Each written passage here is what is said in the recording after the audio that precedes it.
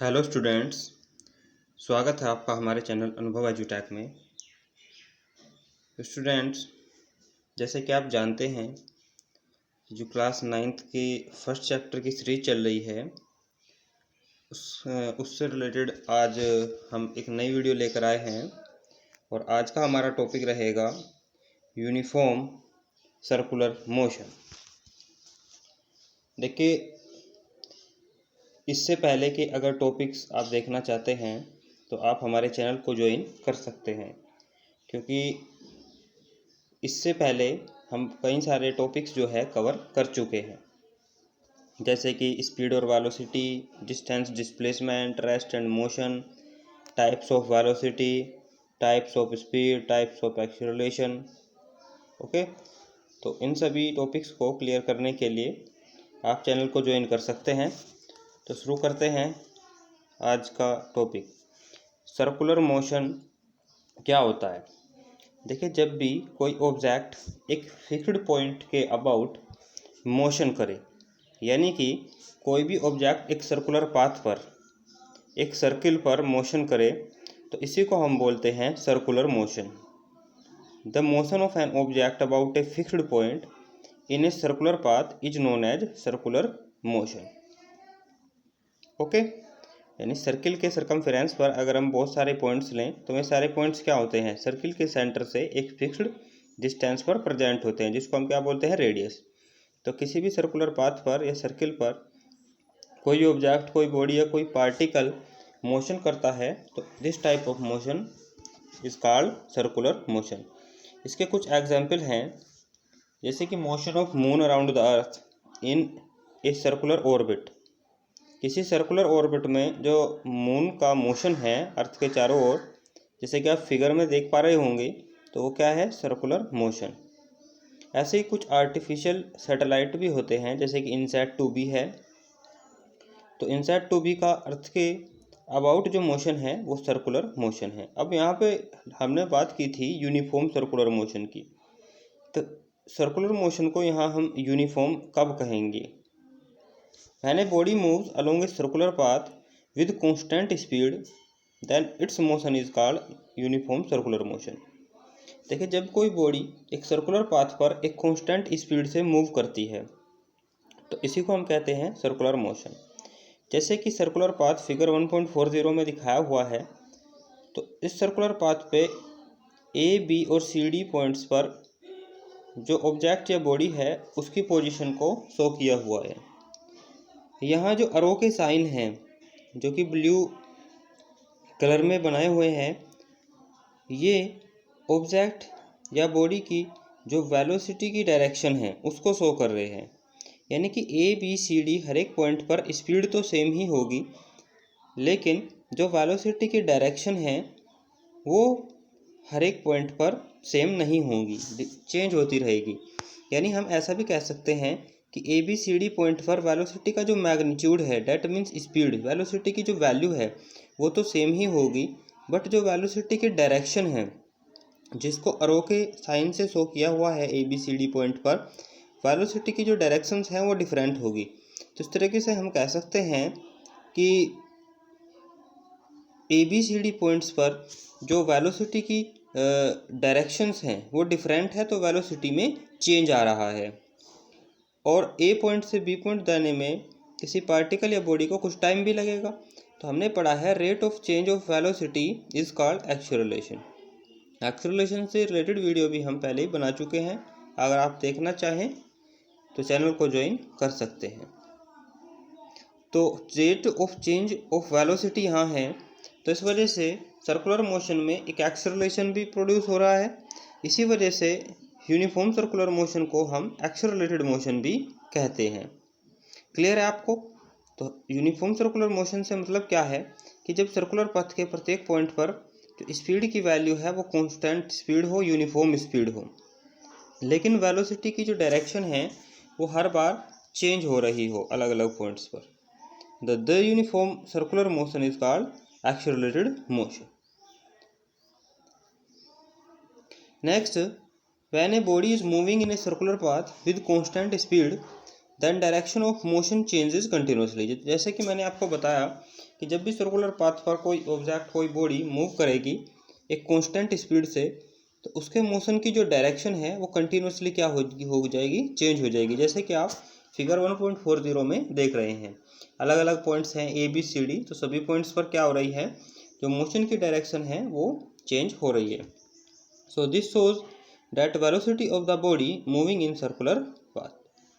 तो circular path में जो बॉडी की वेलोसिटी है वो क्या हो रही है, कंटिन्यूसली चेंज हो रही है। ओके, तो velocity of the body moving in circular path changes due to change in direction.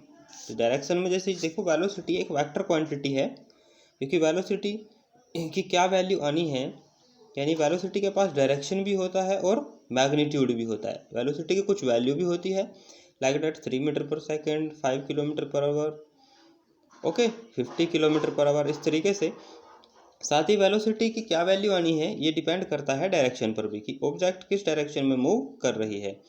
तो चूंकि ABCD अलग अलग पॉइंट्स पर जो मोशन की डायरेक्शन है वो चेंज हो रही है, तो इस वजह से वेलोसिटी की वैल्यू में भी चेंज होगी। तो दस राइजिंग द एक्सेलरेशन, और यहीं से क्या होगा, ऑब्जेक्ट या बॉडी में एक्सेलरेशन प्रोड्यूस हो जाएगा। सो uniform circular motion of the body is sometimes called accelerated motion, भी हम इसको बोल देते हैं यूनिफॉर्म सर्कुलर मोशन को। क्लियर है, ये सिंपल है बिल्कुल। तो अगर आपको कोई प्रॉब्लम आई हो या कोई डाउट रहा हो तो कमेंट बॉक्स में आप लिख सकते हैं। नेक्स्ट है एंगुलर डिस्प्लेसमेंट। देखिए, इससे पहले हमने टॉपिक पढ़ा था डिस्प्लेसमेंट, जिसको हम लीनियर डिस्प्लेसमेंट भी कहते हैं। लीनियर डिस्प्लेसमेंट या फिर सिंपली जिसको हम डिस्प्लेसमेंट बोल देते हैं, वो किस केस में होता है, जब कोई ऑब्जेक्ट मोशन करती है एक स्ट्रेट लाइन में। ओके, तो हम टर्म यूज करते हैं डिस्प्लेसमेंट या फिर लीनियर डिस्प्लेसमेंट। लेकिन जब कोई ऑब्जेक्ट एक सर्कुलर मोशन में होती है, किसी सर्कुलर पाथ पे मूव करती है, तो हम टर्म यूज करते हैं एंगुलर डिस्प्लेसमेंट। इसको हम सिंपली बोल सकते हैं एंगल का डिस्प्लेसमेंट। जैसे कि आप फिगर 1.42 देख पा रहे होंगे, तो इसमें स्टार्ट में क्या था, इनिशियली कोई भी पार्टिकल या ऑब्जेक्ट ए पॉइंट पर प्रेजेंट थी, फिर आफ्टर स्मॉल टी टाइम वो बी पॉइंट पर पहुंच गई। तो स्मॉल टी टाइम में उसने सर्कुलर पाथ के सेंटर ओ पर थीटा एंगल जो है बनाया, तो ये थीटा एंगल ही क्या कहा जाएगा, एंगुलर डिस्प्लेसमेंट कहा जाएगा। क्लियर है। तो consider an object moving along a circular path in anti clockwise direction. Initially time जब जीरो था तो ऑब्जेक्ट क्या थी, पॉइंट ए पर। Suppose the object reaches at point b, तो आफ्टर टाइम सच दैट कितना एंगल हो गया, angle a o b is equal to theta. तो ये थीटा ही क्या है, theta is called the angular displacement of the object in time small T. देखिए, अब O is the centre of the circular path. O क्या है, centre है सर्कुलर पाथ का, simple. Taken as the origin of the object in time t, तो उसको हमने क्या किया है, एक ओरिजिन की तरह ट्रीट किया है। तो टाइम स्मॉल t में कितना डिस्प्लेसमेंट हो गया, एंगुलर डिस्प्लेसमेंट, सॉरी, वो हो गया theta. Thus angular displacement of an object in a given time interval may be defined as the angle which its position vector sweeps out in the given time interval. तो angular displacement क्या है किसी object का, किसी दिए हुए time interval में वो एंगल होता है जिसके थ्रू, देखिए ये जो पोजीशन वेक्टर यहाँ पे टर्म्स यूज किया हुआ है, स्टार्ट में ए पॉइंट पर प्रेजेंट था पार्टिकल या ऑब्जेक्ट, तो ये जो ओ ए अरो से एक अरो बनाया हुआ है, ये क्या है, पोजीशन वेक्टर है। यानी कि ओ के रेस्पेक्ट में ए की पोजीशन दिखाई जा रही है कि स्टार्ट में ए पॉइंट पर कोई भी ऑब्जेक्ट है, फिर ऑब्जेक्ट की जो पोजीशन है वो चेंज हो जाती है, यानी कि ऑब्जेक्ट अब कहाँ पहुँच जाती है, बी पॉइंट पर।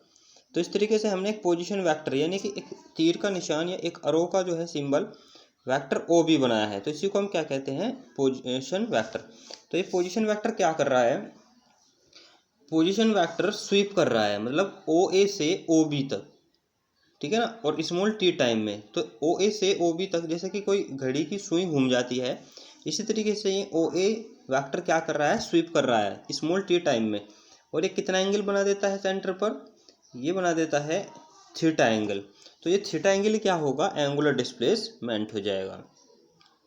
चलिए इसको और क्लियरली समझ लेते हैं। जैसे कि आप डायग्राम में देख पा रहे हैं vector O A is the position vector. Position vector क्या है? जो किसी भी पार्टिकल या ऑब्जेक्ट की पोजीशन बताए। ओके, तो स्टार्ट में जब टाइम इज इक्वल टू 0 है, यानी initially vector O A is the position vector of the object. कब? At time is equal to 0। उसके बाद वेक्टर ओ बी, देखिए ओ बी के ऊपर एक रो का साइन बनाया हुआ है, वो किस चीज़ को शो करता है? पोजीशन वेक्टर, यानी कि वो बी पॉइंट पर किसी पार्टिकल या ऑब्जेक्ट की पोजीशन को शो कर रहा है एट स्मॉल टी टाइम। अब जिस तरीके से हमने बहुत सारी फिजिकल क्वांटिटी पढ़ी, वेलोसिटी, स्पीड, एक्सेलरेशन, तो उनकी एक ऐसा यूनिट होती थी। मतलब इंटरनेशनल सिस्टम में किसी भी क्वांटिटी को मेजर करने के लिए जो यूनिट होती है उसे हम क्या कहते हैं? SI unit. जैसे कि वेलोसिटी की एसआई यूनिट क्या थी? मीटर पर सेकंड। स्पीड की भी एसआई यूनिट क्या थी? मीटर पर सेकंड। एक्सेलरेशन की एसआई यूनिट क्या थी? मीटर पर सेकंड स्क्वायर। इसी तरीके से एंगुलर डिस्प्लेसमेंट की भी एसआई यूनिट होती है, और वो क्या है? रेडियन, जिसको हम RAD से भी डिनोट कर देते हैं। और एक दूसरी यूनिट भी होती है डिग्री। ठीक है, 8th क्लास में, 7th क्लास में ज्योमेट्री में आपने पढ़ा होगा, और एंगल्स भी बनाए होंगे, तो वो बनाए होंगे आपने डिग्री में। लेकिन जो ऐसा यूनिट मेजर की जाती है एंगुलर डिस्प्लेसमेंट की, वो क्या होती है? रेडियन। ये आपको ध्यान रखना है। तो थीटा या फिर एंगुलर डिस्प्लेसमेंट को आप कैसे मेजर कर सकते हैं? Length of arc A B. Figure 1.42 में आप देख पा रहे हैं, जो आर्क है ए बी, इसकी जो लेंथ होगी, जिसको डिनोट किया है एल से, और जो रेडियस है सर्किल की, उसको डिनोट किया है स्मॉल आर से। तो अगर हमें लेंथ पता हो, लेंथ ऑफ आर्क पता हो, और रेडियस ऑफ द सर्किल मालूम हो, तो एल अपॉन आर का जो डिवाइड है, इसके थ्रू हम थीटा की एंगल वैल्यू जो है रेडियन में फाइंड कर सकते हैं। अब ये रेडियन क्या है? What do you mean by radian? तो इसे समझ लेते हैं। देखिए, वो जो 1 रेडियन एंगल होता है, ये कांस्टेंट एंगल होता है। यानी कि अगर किसी सर्कुलर पाथ की जो रेडियस है और जो लेंथ ऑफ आर्क है, ये इक्वल हो, तो उस केस में जो सेंटर पे बनने वाला एंगल है, उसे ही क्या कहते हैं? 1 रेडियन। देखिए, अगर रेडियस है 2 सेंटीमीटर और लेंथ ऑफ आर्क भी है 2 सेंटीमीटर, तो तब भी उस केस में सेंटर पर जो बनने वाला एंगल है वो कितना होगा? 1 रेडियन। क्लियर है ये बात आपको? तो if the length of the arc radius of the circle L is equal to R, अगर length of arc is equal हो रेडियस ऑफ सर्किल के, तो उस कंडीशन में थीटा इज इक्वल टू कितना हो जाएगा? 1 रेडियन। तो यहाँ से हम इस फॉर्मूले के अकॉर्डिंग भी एंगुलर डिस्प्लेसमेंट को डिफाइन कर सकते हैं। The angular displacement of a body is said to be 1 radian if the length of arc on the circle is equal to the radius of the circle. यानी अगर L is equal to R हो, length of arc is equal to radius of the circle हो, तो उस case में जो centre पे बनने वाला एंगल है, यानी angular displacement of a body है, वो कितना होता है? 1 रेडियन होता है।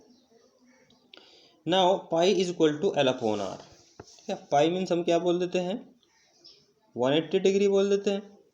तो अगर पाई इज इक्वल टू क्या है? एल अपॉन आर हो, ठीक है, तो when a body completes 1 rotation then circumference of the circle is L is equal to 2 pi R. देखिए, जब भी कोई बॉडी एक कंप्लीट रोटेशन पूरा करेगी, मान ले कि इस फिगर में ए पॉइंट से किसी ऑब्जेक्ट ने या पार्टिकल ने चलना स्टार्ट किया था, और वापस वो सर्कुलर पथ पर मूव करके दोबारा से ए पॉइंट पर ही आ जाए, तो उस केस में वो कितनी लेंथ कवर करेगी? 2 पाई आर लेंथ कवर करेगी। तो अगर हम और फिर वो कितना एंगल मूव कर जाएगी? 360 डिग्री एंगल मूव कर जाएगी। यानी एंगुलर डिस्प्लेसमेंट कितना होगा?